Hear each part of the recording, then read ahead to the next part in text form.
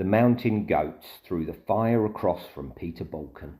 Pitchfork gave it a 7 and said the musical tale of three shipwrecked souls makes for an unusually linear Mountain Goats record, full of powerful moments that not even the eternally moving John Denell can scrape into the hole it deserves. Hole with a W. Yeah, surprising, I guess, was my first thought. It starts like in a 70s rock opera until it goes all easy listening. Far more Elton John and Billy Joel than I was expecting, but in a really cool way. Could be a theme tune to a 60s cop show released on KPM in the 60s. It's sort of thrilling, inspiring, and exciting. Melody is an amazing one, and I love the old school big production. There's an awful lot of fun in there, but yeah, where's it going to go from here? Track 2 is a little bit more traditional, song-based, and maybe more what I expected from them as a band. Not quite as much, but still really enjoyable, folky, easy, old-fashioned in a way that you just don't hear enough of these days. There's an ambition there in the soundscapes and real instrumentation. There's quite 40s cinema about it. Enjoying the little songs with a big sound.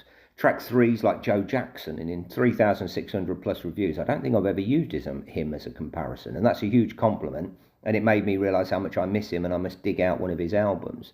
Probably jump in jive. Quick Google says this is their 23rd studio album, which is hugely impressive. Most bands don't get to 23 gigs. But reading a little closer, it is just that one bloke, John Darnell, who picks his bandmates as he goes along, so maybe he's like the US Marquis Smith from The Fall, maybe. I have stumbled across them before, but they've never got me too involved or as involved as this. The soundscapes are expansive, production falls away a little bit in the second half of the album, but my enjoyment doesn't. The songs are consistently good, not happy, but not moaning at the same time, and he seems to have a love for life, and his voice is really impressive, quite Mike Scott of the Waterboys.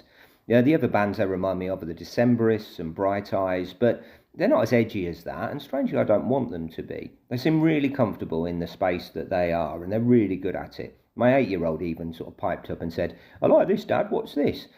So I don't like that noisy one before, which was the Computer album. So yeah, 10 more listens, and when Lucas is in the room, we can love to grow that album together, I'm sure.